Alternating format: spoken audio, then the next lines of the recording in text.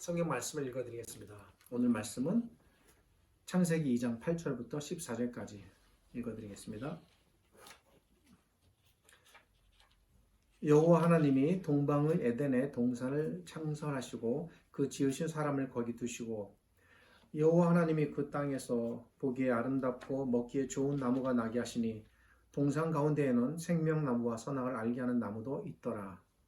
강이 에덴에서 흘러나와 동산을 적시고 거기서부터 갈라져 네 근원이 되었으니 첫째의 이름은 비손이라 금이 있는 하윌라 온 땅을 돌렸으며 그 땅의 금은 순금이요 그곳은 베델리엄과 호마노도 있으며 둘째 강의 이름은 기온이라 구스 온 땅을 둘렀고 셋째 강의 이름은 히데길이라 아수르 동쪽으로 흘렀으며 넷째 강은 요보라 되더라. 저의 이번 창세기 연속 설교는 제가 약간 목적하는 바 특색이 있습니다. 그것은 이번 연속 설교가 형식은 설교이지만 내용은 성경을 좀 더 진지하게 탐구하고 배워보자는 그런 성경 공부적 성격이 다른 때보다 조금 강하다는 것입니다. 그래서 성경을 처음부터 조금씩 체계적으로 배우기를 원하시는 우리 신자들 또는 성경 전체를 바라보는 시야를 넓히고 그렇게 함으로써 하나님께 대해 더욱 잘 깨닫기 원하시는 그런 신자분들께 이번이 그래도 약간은 도움이 되는 기회가 되지 않을까 생각됩니다. 지난 시간에 이어서 오늘도 이 본문을 가지고 말씀을 살펴보겠습니다. 지난 시간에 제가 약간의 실수가 있었습니다. 미리 사과의 말씀을 드립니다. 지난 주일에 제가 본문을 창세기 2장 8절부터 14절까지 정해놓고 원고에는 본문을 읽을 때에 8절을 빼뜨리고 9절부터 읽는 실수가 있었습니다. 이 부분을 사과드립니다. 오늘은 8절을 읽습니다. 8절부터 14절까지 본문이고 이 부분을 중심으로 말씀을 살펴보려고 합니다. 지난 주일에는 에덴 동산에 대한 이 본문을 다루기에 앞서서 일종의 오리엔테이션 시간을 가졌습니다. 오리엔테이션 시간을 가진 이유는 에덴 동산이라는 나무를 세밀하게 살펴보기에 앞서서 에덴 동산이 담긴 커다란 숲을 보자는 것이었습니다. 지난 주일에 성경은 마치 기억이 나십니까? 사람의 몸속을 흐르는 혈관과 같다고 말씀드렸습니다. 성경 속에는 여러 가지 혈관들이 그물처럼 서로 얽히고 조화를 이루며 흐르고 있습니다. 그 가운데 대표적인 두 가지 큰 혈관과 같은 대주제들이 있다고 말씀드렸습니다. 그것은 뭡니까? 언약과 하나님 나라라는 주제였습니다. 지난 주일에 이 부분에 대해서 말씀을 드렸습니다. 언약은 노아 언약으로부터 시작해서 아브라함 언약, 다윗 언약, 그리고 새 언약으로 이어지는 큰 주제라면 하나님 나라는 에덴 동산으로부터 시작해서 가나안 땅, 다윗 왕국, 성전, 그리고 신약의 하나님 나라로 이어지는 큰 주제라고 말씀드렸습니다. 그런데 하나님 나라라는 이 주제는 독특한 특징을 갖고 있다고 말씀드렸습니다. 그것은 그렇게 하나님 나라에 대해서 충분하게 가르치고 있음에도 불구하고 구약 성경에는 하나님 나라라는 말이 등장하지 않는다는 것입니다. 대신 구약 성경에는 그런 하나님 나라의 성격을 나타내주는 다른 것들이 등장한다는 것이죠. 그것이 뭡니까? 에덴 동산, 가나안 땅, 다윗 왕국, 성전 이런 것들이었습니다. 그러니까 단어는 등장하지 않지만 성격은 등장하는 것이었습니다. 이 모든 말들은 모두 하나님 나라를 알려주는 구약 속의 작은 주제들이라 할 수 있겠습니다. 사실은 근데 그렇게 작은 주제는 아닙니다. 이거 하나만으로도 엄청난 주제들이고 어마어마한 많은 글들과 논문들이 쏟아져 나오고 있습니다. 이런 모든 주제들이 모여져 결국 예수 그리스도의 오심과 더불어 하나님 나라가 드디어 그 모습을 드러내고 이 땅에 선포되는 것입니다. 그러니까 하나님의 나라는 비록 예수님의 입으로부터 시작된 나라지만 그 준비가 이미 구약시대부터 아주 오래전부터 세상이 지어질 때부터 차근차근히 준비되었다는 것입니다. 그렇게 우리가 구약에 나타난 하나님 나라를 포괄적으로 잘 알려면 앞서 말씀드린 에덴 동산으로부터 시작되는 모든 이 작은 주제들도 엮어서 함께 살펴보아야 비로소 그 전체적 윤곽이 드러나는 것입니다. 그리고 신약으로 넘어오면서 하나님 나라는 이제 신약에 등장하는 매우 독특한 신약적 특징을 갖게 됩니다. 그것은 바로 하나님 나라가 교회의 등장과 더불어 나타난다는 사실입니다. 이 교회라는 단어도 구약시대에는 등장하지 않고 신약에 비로소 등장하는 단어입니다. 구약시대에 하나님 나라가 성전을 통해 나타났다면, 성전 아시죠? 예. 모세 시대부터 지어졌고 그때는 장막 형태였습니다. 그리고 솔로몬의 시대를 거쳐서 그 이후에 계속해서 건물의 형태로 지어졌던 성전이 하나님 나라의 성격을 드러냈습니다. 그런데 그렇게 하나님 나라의 성격을 드러냈던 이제 구약의 성전이 신약 시대에 교회를 통해 드러나고 있다는 사실입니다. 그래서 이 부분에서 성전과 교회의 연속성과 관련성 밀접하게 살펴봐야 됩니다. 구약 시대에는 다윗 왕국 또는 성전과 같은 개념으로 표현되고 나타나던 하나님 나라가 신약 시대에 이제 그런 모든 개념들이 한 개념 속에 녹여지는 건데 그 개념이 뭡니까? 바로 교회라는 것입니다.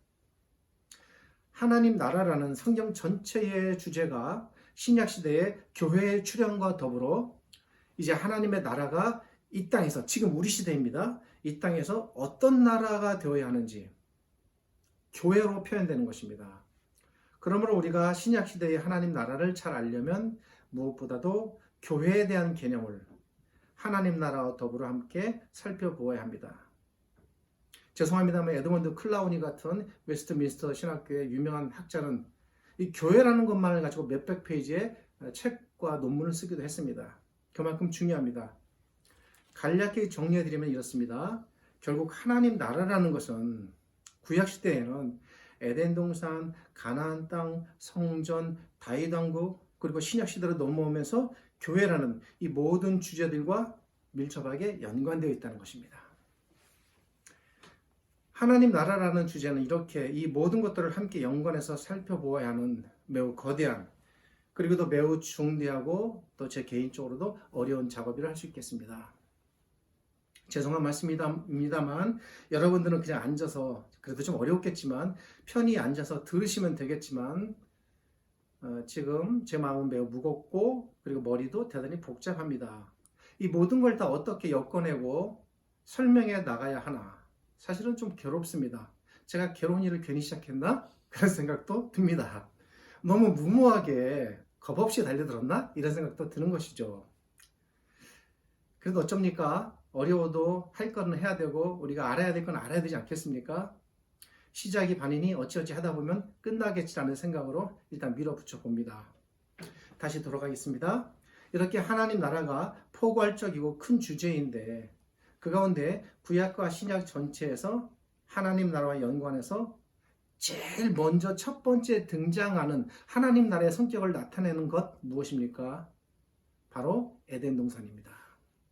그러므로 에덴 동산은 우리가 하나님 나라를 알고 배우기 위해 성경 전체의 첫 관문이라 볼 수 있습니다. 아마도 학자들 가운데 하나님 나라를 주제로 해서 신구약 전체를 조망하는 논문을 쓴다면 그분들은 반드시 에덴 동산으로부터 그 본문의 첫 출발을 삼을 것입니다. 에덴 동산으로부터 시작되는 하나님 나라, 오늘 이 에덴 동산에 대해서 우선 알아보는 시간을 갖게 될 것입니다. 지난 주일에 이런 질문을 드렸습니다. 과연 에덴 동산은 이 땅에서 영원히 사라진 곳인가? 물론 사라진 건 맞습니다. 에덴 동산이 우리에게는 그러면 영원히 없는가? 물리적으로는 그럴 수는 있습니다.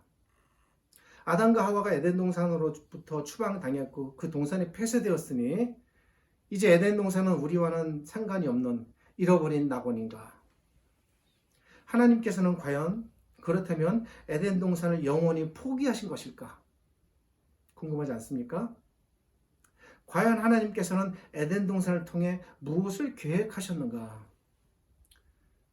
하나님께는 지금 에덴 동산은 무엇인가? 이런 모든 질문들을 마음에 생각하시며 이 전체적인 질문들에 대해 동시에 답을 드리는 형식으로 말씀을 진행합니다. 먼저 본문을 살펴보겠습니다. 오늘은 본문 자체를 살펴보는데 좀 집중할 것입니다. 지난 시간에는 오리엔테이션이었다면 오늘은 본문입니다. 우선 에덴 동산의 지정학적 위치와 그리고 에덴 동산이 갖는 특징이 무엇인가를 본문에 근거해서 살펴보겠습니다. 8절은 하나님께서 동방의 에덴에 동산을 창설하셨다. 이것이 첫 번째 정보입니다. 근데 이 안에 사실 대단한 정보가 들어가 있습니다.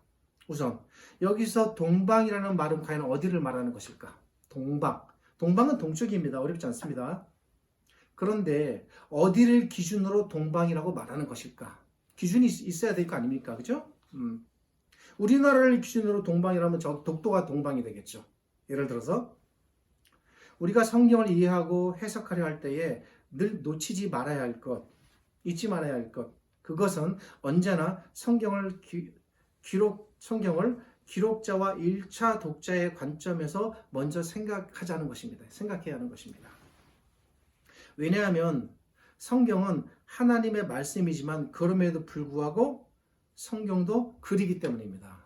그러니까 하나님의 말씀이다라는 인식이 너무 강하다 보니까 글이라는 것을 무시하게 돼요. 그래서 그 기본적인 글을 무시하는 상태로 성경을 해석하려는 어떤 편견 이런 것들이 이제 생기게 되는 겁니다. 글에는 언제나 원칙이 있습니다. 이 글의 원칙은 하나님의 말씀도 예외가 아닙니다. 하나님의 말씀이라고 해서 글이 갖는 기본적인 원칙이나 원리를 깨면 그때부터 하나님의 말씀을 잘못 해석하게 되는 것입니다. 창세기는 모세가 기록했습니다. 그리고 창세기의 처음 독자, 그리고 정확하게 말하면 그 처음 독자는 애굽에서 막 나온 사람들도 아닙니다.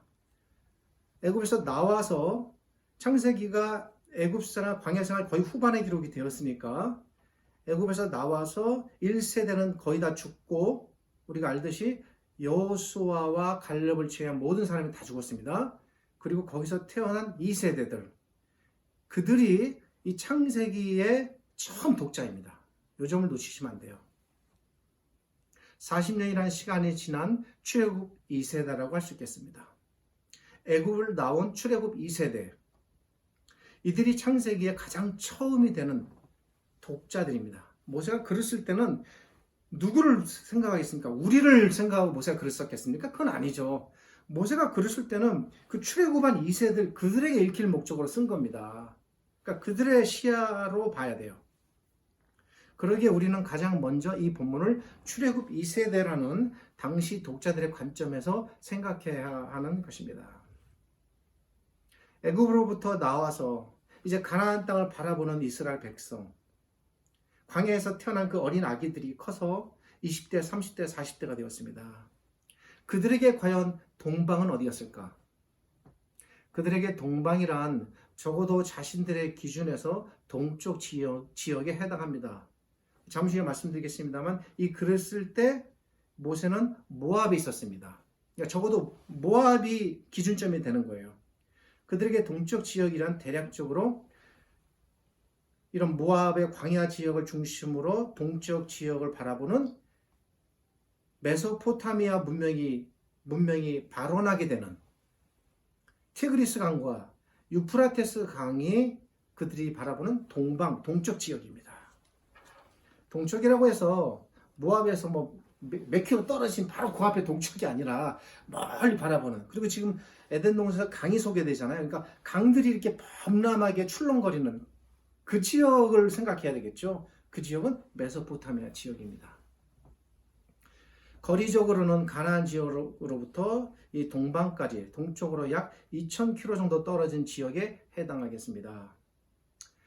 그리고 놀랍게도 이 지역은 훗날 아브라함이 하나님의 부르심을 받고 그가 떠났던 우르가 속한 메소포타미아 갈대아 지역이라고도 볼 수 있습니다. 나중에 조금씩 엮어가며 풀어나가도록 하겠습니다. 지금 너무 모든 것을 다 알려고 하면 힘들어집니다. 그리고 저도 최대한 조급함을 버리고 순차적으로 나아가려고 합니다. 8절의 동방이 가나안의 동쪽 지역이면서 그 지역이 유브라테스 강과 티그리스 강 지역이었다는 사실이 감사하게도 본문 안에서 드러납니다. 10절부터의 기록을 통해 알 수 있습니다. 10절에는 강이 에덴에서 발원하여 제일 먼저 에덴 한가운데서 발원하여 에덴 동산을 적시고 흐른 후에 그렇게 흐른 강은 4개의 강으로, 그러니까 에덴을 벗어나서 4개의 강으로 갈라졌다고 말합니다. 그러니까 이 말은 하나님께서 에덴 동산 그 외곽 지역에 4강을 조성하셨는데 그 4강의 발원지를 어디에 두셨다는 겁니까? 에덴 동산 가운데 두셨다는 겁니다. 원고에는 없습니다만 우리 한강의 발원지가 어디입니까? 태백 지역이죠. 태백 지역. 이름은 저도 잊어버렸습니다. 그렇듯이 발원지가 에덴 동산입니다. 이 4개의 강들은 그러나 결코 작은 강들이 아닙니다.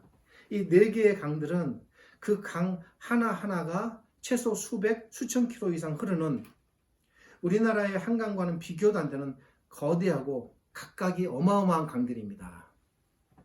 이런 거대한 4강들의 발원지가 그 처음 시작이 어디서 물줄기가 나오기 시작했다? 에덴 동산 안에서부터 흘러나오기 시작했다는 것입니다.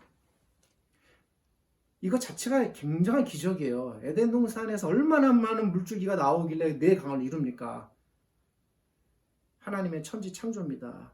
이것은 무엇을 의미할까? 하나님께서 에덴 동산을 4강의 발원지로 만드셨다는 것은 무엇을 암시할까? 다음 시간에 상세하고 더 본격적인 설명을 드리겠습니다만 우리는 이것을 통해 한 가지 사실을 추론해 볼 수 있습니다. 그것은 하나님께서 에덴 동산을 단순한 어떤 제한적 동산이나 지역으로 만들지 않으셨다는 것입니다. 에덴 동산이 4강의 발원지가 되고 그리고 우리가 이제 역사를 통해서 거슬러 보면 훗날 이 4강을 중심으로 큰 문화가 발생하게 됩니다. 인류의 문명들이 이 4강을 중심으로 형성되고 만들어져 세상 밖으로 퍼져나가게 됩니다. 이런 사실을 볼 때 하나님께서는 처음부터 에덴 동산을 통해 무엇인가 그분의 계획을 갖고 있으셨다는 것입니다. 그 문명을 우리는 한마디로 크게 메소포타미아 문명이라고 말하는데 메소포타미아 문명은 한두 개의 문명을 말하는 것이 아닙니다. 그 안에 수많은 문명들이 들어가 있고 그걸 총괄적으로 해서 우리가 메소포타미아 문명이라고 말해요. 그 안에는 다양한 많은 종족들의 헤아릴 수 없는 문명들이 거기서부터 다 발원하여 나오게 되는 것입니다. 바로 하나님께서 에덴 동산을 세상의 중심으로 세우셨다는 것입니다. 에덴 동산을 통해 4강이 만들어지고 그 4강을 통해 인류가 번성하고 퍼진다는 사실을 우리가 감안해 볼 때 하나님의 처음 계획은 첫 단계예요. 첫 단계. 그것은 이 에덴 동산을 세상의 중심으로 인류의 중심으로 삼겠다는 것이었습니다. 그리고 이제 다음 시간에 말씀드리겠습니다만 그런 면에서 에덴 동산은 움직이는 생명체와 같은 것이에요. 땅의 경계가 정해졌다고 해서 딱 제한되는 것이 아니라 마치 생물이 커나가듯 에덴 동산이 점점 커져 나가게끔 그렇게 지으셨어요. 하나님께서 처음서부터. 나중에 말씀드리겠습니다. 하나님께서 6일 동안 세상을 지으시고 그리고 마지막 날에 사람을 지으셨습니다. 그리고 하나님께서 하신 말씀이 있으십니다. 뭡니까? 번성하고 땅에 충만하라. 이 번성과 충만의 범위 속에는 사람뿐만 아니라 그 당시에 타락 이전에는 동물과 생물이 다 포함되었습니다. 이 번성의 시작점, 이 번성의 중심지가 에덴 동산이었습니다. 하나님께서 에덴 동산을 그렇게 번성의 시작점으로 세우셨습니다. 이것이 에덴 동산이 갖는 당시의 첫 번째 특징이었습니다. 여기까지 이해되시죠? 하나님께서는 이렇게 처음부터 에덴 동산을 통해 세상 전체를 채워나가려고 하셨던 거예요. 그렇게 되면 어떻게 됩니까? 궁극적으로 세상 전체가 에덴 동산이 되는 것이죠. 이것이 하나님의 원대한 꿈이고 계획이셨어요. 지리적으로도 몇천 킬로를 헤아리는 엄청난 거대한 지역, 에덴 동산이 몇 킬로, 몇십 킬로 되는 그런 게 아닙니다. 그 강을 다 포괄했으니까 상상할 수 없이 커다란 지역인데, 그래도 세상 전체에 비하면 작은 지역이죠. 그런 에덴 동산을 확장시켜서 세상 전체를 전부 다 에덴화하자는 것이었습니다. 하나님의 꿈이었어요, 이게. 그렇게 되면 어떻게 되는 거예요? 이 땅이 하나님의 나라가 되는 거죠, 이 지역이. 단 인간이 범죄하지 않는다면. 우선 에덴 동산으로부터 시작되어 흘러나가는 이 네 강의 위치 좀 살펴보겠습니다. 본문에 기록되어 있으니까 살펴보고 나가는 것이 맞고, 또 기록자 그렇게 기록했으니까 우리가 알아봐야 됩니다. 먼저 첫 번째 강의 이름이 소개됩니다. 첫 번째 강의 이름은 11절의 비손이라는 강입니다. 11절은 첫 번째 강의 이름이 비손이며 그 강은 하윌라 온 땅에 들렸다고 말합니다. 이런 부분들을 우리가 해석하고 이해할 때는 부득이 학자들의 연구와 또 그들의 노력을 힘입을 수밖에 없어요. 그런 면에서 학자들에게 참 개인적으로 대단히 감사하고 고맙다는 마음을 늘 갖습니다. 여기서 하윌라라는 지역은 오늘날의 중동 지역인 아라비아를 포함하는 그리고 인도 지역까지를 말합니다. 굉장히 넓은 지역입니다. 학자들은 이 비손강이 아마 여러분들 처음 들어보실 거예요. 메디아 산맥에서 흘러나와 페르시아만으로 흘러들었을 것으로 추정합니다. 메디아 산맥은 어딘가 제가 나름 네이버 지식인으로 알아보니 이란의 고원지대라고 합니다. 우리나라의 그 태백 산맥처럼 이란의 고원지대를 이제 이루어 형성하는 거대한 산맥인데 그걸 메디아 산맥이라고 합니다. 그리고 페르시아만은 이란과 가까운 바다 지역입니다. 이렇게 본다면 첫 번째 강인 이 비손강은 지금의 이란의 고원지대로부터 흘러나와서 페르시아만까지 흘러가는 강이라고 볼 수 있습니다. 다음으로 두 번째 강은 13절에 기혼이라는 강입니다. 이 부분에 좀 논란의 여지가 있어요. 13절은 이 기혼강이 에덴에서 발원하여 구스 온 지역을 적셨다라고 말합니다. 그런데 성경에서 구스라고 하면 보통 아프리카 북부의 애굽 지역, 이집트를 포함한 그리고 그 아래쪽에 이디오피아 지역을 말합니다. 신약 성경에서 빌립이 복음을 전한 간다게 여왕의 신하가 이 구스 지역, 아프리카 지역 출신입니다. 그리고 노아의 아들인 함이 구스 지역으로 이동하게 되는데 역시 아프리카 쪽으로 이동하게 되는 거예요. 여기까지는 다 맞습니다. 그래서 혹 일부 학자는 여기서 말하는 구스가 아프리카 북부의 이디오피아 지역을 가리키는 것이 아닐까 생각하기도 합니다. 근데 그거는 일부 의견이고 다수 의견은 또 그렇지 않습니다. 여기서 말하는 구스를 그렇게 아프리카 지역으로 이해할 경우에 문제가 발생합니다. 그것은 그렇게 되면 이 두 번째 강인 기온이라는 강이 나머지 세 강들의 물질기와 지정학적으로 너무 불일치한다는 겁니다. 잠시 후에 말씀드리겠습니다만 이 세 강들은 모두 중동 지역인 아라비아 지역을 중심으로 페르시아만 혹은 그 주변의 만으로 흘러들어가는 강들입니다. 그런데 이 기온 강만 아라비아 지역을 벗어나 지중해 연안 쪽으로 흘러서 그 아랫부분인 아프리카까지 흘러간다는 사실이 위치적으로 맞지 않는다는 것입니다. 그리고 아프리카는 아실지 모르겠습니다만 고도가 특이해요. 거기는 남쪽이 고도가 높고 북쪽이 고도가 낮습니다. 그래서 나일강이 남쪽에서 북쪽으로 흐릅니다. 그리고 그 강은 지중해로 빠져나갑니다. 나일강은 아프리카 남부에서 발원하여 북부를 거쳐 지중해로 흘러들어갑니다. 그러기에 기온강이 그 북쪽 지역인 메소포타미아 지역에서 흘러들어와 남쪽으로 흘러내려간다는 것도 나일강의 물줄기와 안 맞는 거죠. 그것도 고도상의 문제도 있는 겁니다. 그리고 또한 그러니까 이름만 비슷하다고 해서 그렇게 무작정 그럴 것이다라고 때려잡듯이 해석하는 거 대단히 조심해야 될 일이에요. 그리고 또한 실제로도 아라비아 지역으로부터 시작해서 지중해 연안인 가나안 지역이나 혹은 그 주변 광야 지역을 통과해서 아프리카 북부까지 이어지는 강이 없습니다. 말씀드렸듯이 그러니까 가나안 지역 안에는 요단강만 있었을 뿐이에요. 말씀드렸듯이 아프리카에는 아프리카 남쪽에서 발원하여 북쪽으로 흘러가는 그래서 지중해로 빠져나가는 나일강이 있을 뿐입니다. 그러므로 이런 여러 가지 이유들 때문에 이 구스를 아프리카로 보는 것은 이러한 강의 물줄기 또 지정학적 위치, 고도 문제 여러 가지를 고려해 볼 때 저 개인적으로도 이거는 너무 아니다라는 생각이 듭니다. 이 학자들은 이 구스 지역을 다른 지역으로 봅니다. 학자들은 이 기혼강을 지금의 이란 서부의 루리스탄 산맥에서 발원하여 파사카, 발원이라기보다 이제 거기서 흘러서, 발원지는 에덴이니까 루리스탄 산맥을 거쳐서 파사만까지 흐르는 강이었을 것으로 학자들은 추정합니다. 대단합니다. 학자들은 어떻게 이런 걸 이렇게 추정하고 조사해내는지 진짜 제가 감탄할 따름입니다. 여러 가지 정황과 논리적으로 봤을 때 이쪽 의견이 더 맞는 것 같습니다. 루리스탄 산맥이 어디고 파사만이 어딘지는 저는 잘 모릅니다. 그러나 한 가지 분명한 사실은 이 기혼강이 이란의 중동 지역에 위치해 있었다는 사실입니다. 이러한 사실에 근거하여 학자들은 여기서 말하는 구스가 아프리카의 구스 지역을 말하는 것이 아니라 구스와 연관된 옛 지명이 따로 있었어요. 사실 알고 보니까 바벨론 지역에 바벨론의 가사인들의 땅을 지칭하는 것으로 봅니다.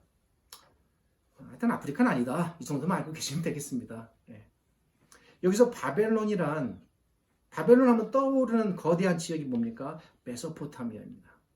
바벨론이란 메소포타미아 지역을 말하는 것으로서 오늘날의 이란, 이라크 지역을 말합니다. 이렇게 볼 경우에 이 기혼강 역시 첫 번째 강인 비손강과 마찬가지로 아라비아 지역을 흘렀던 강으로 생각해 볼 수 있는 것입니다.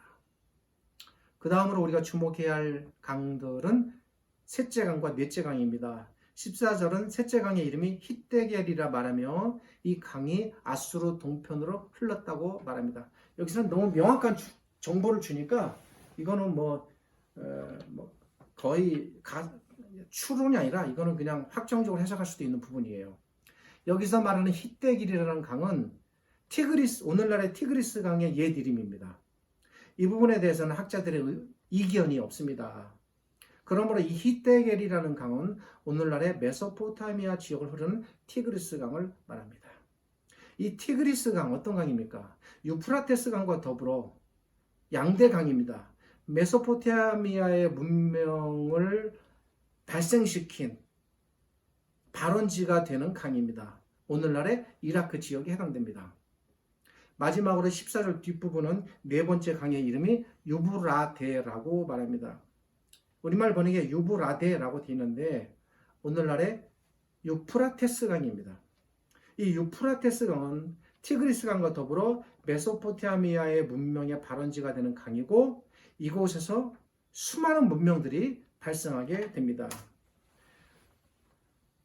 아브라함 시대의 그 토판과 그다음에 그 당시에 그 흙 토판에 새겨진 글자, 모든 기록들, 문명들, 고고학적인 자료들이 어마어마하게 이 메소포타미아 문명에서 다 발생됩니다. 우리 전 세계 4대 문명이 있지만 그 중에 가장 큰 거대한 문명 발생지가 메소포타미아라고 볼 수 있겠습니다. 우리가 또 잘 아는 바벨론 제국, 아수르 제국, 최초의 세계적인 대제국들이 전부 다 이 메소포타미아 문명에서 생겨난 제국들입니다. 그만큼 당시의 문화적인 선진국들이었죠.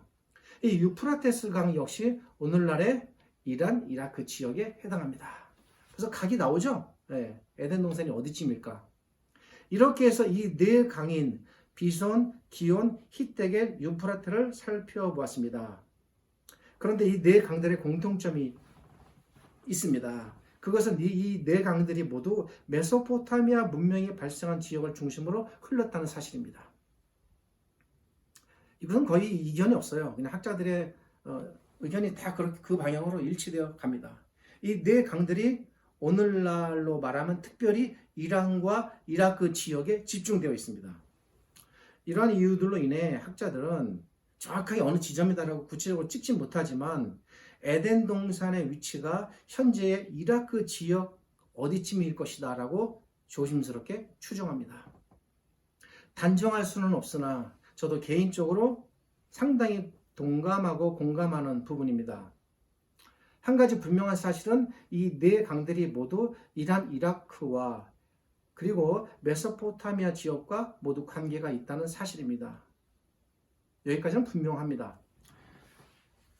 하나의 더 사실을 추정해 볼 수 있습니다. 우리가 이 사실을 통해 추정해 볼 수 있는 부분은 노아 홍수 이후에 노아의 세 아들들의 후손은 각기 자신들의 지역을 향해 흩어지며 번성하게 됩니다. 그렇죠?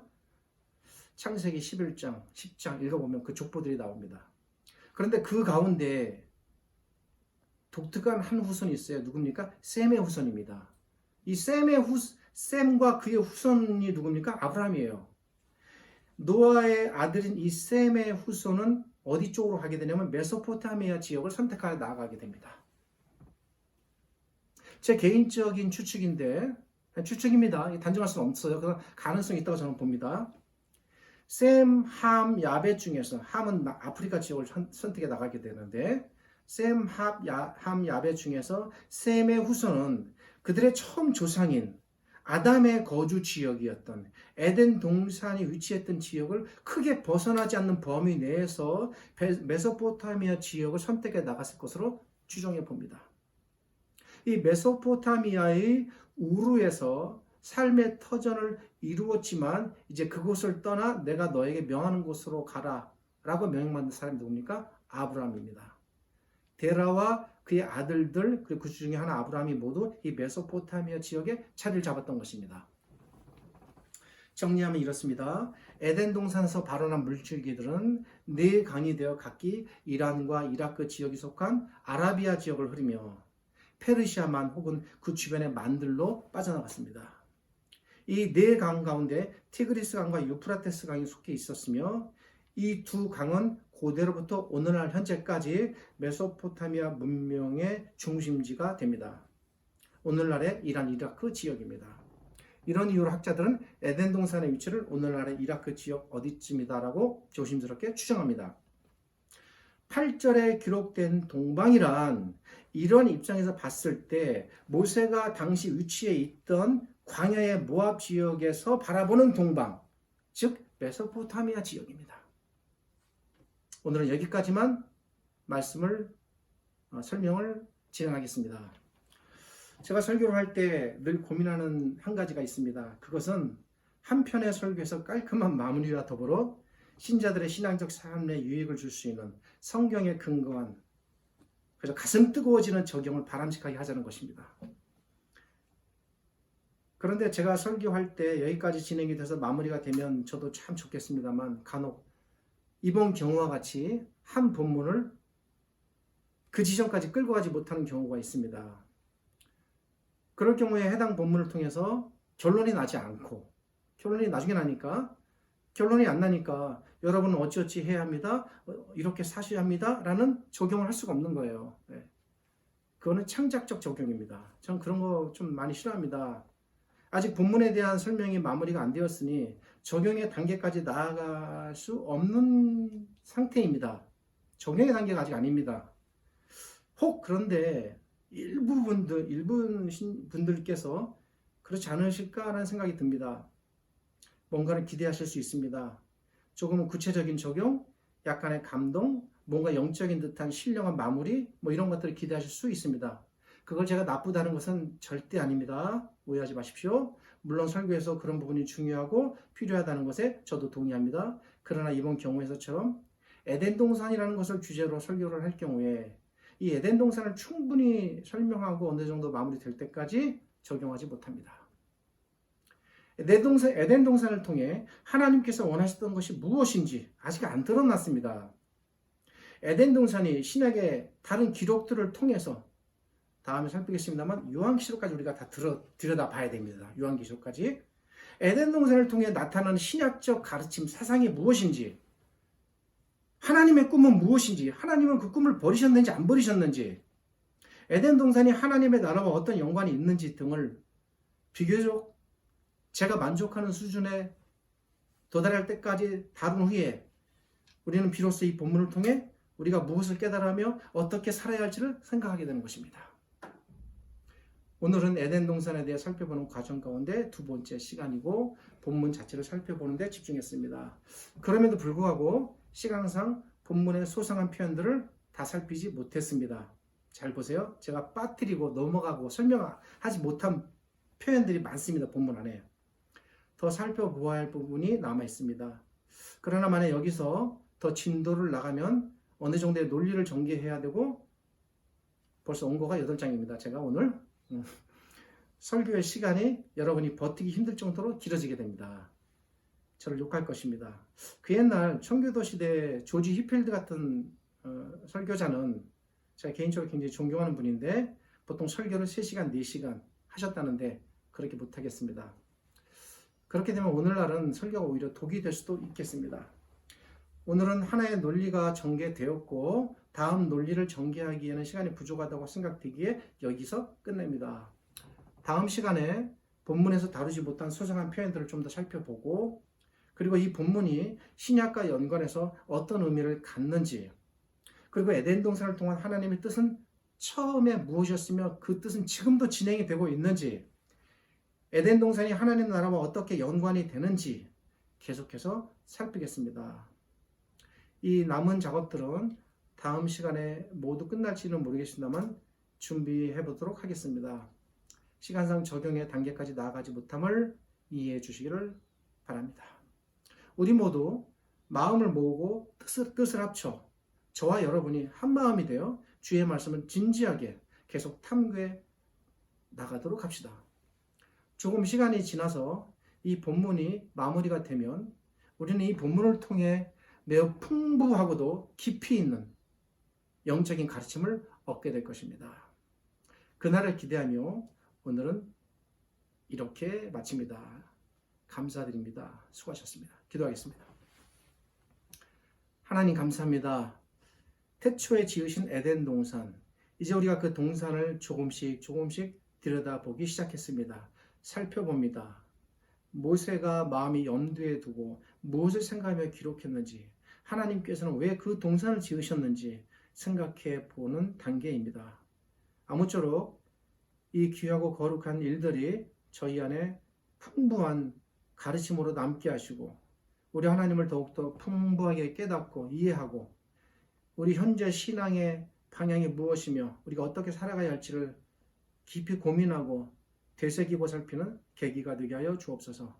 지금은 우리 주님 예수 그리스도의 은혜와 저희를 지극히 사랑하시는 아버지 하나님의 크신 사랑과 오늘도 이 말씀으로 우리를 일깨우시고 이끌어주시는 성령 하나님의 함께하심이 이 기록된 하나님의 말씀이 증거되고 전파되고 읽혀지는 모든 곳마다 함께하시는 하나님의 위로와 하나님의 도우심과 넉넉하고 풍성한 복이 이 거룩한 주일 오늘도 가득하기를 우리 주님 예수 그리스도의 이름으로 축복하며 기도드립니다. 아멘.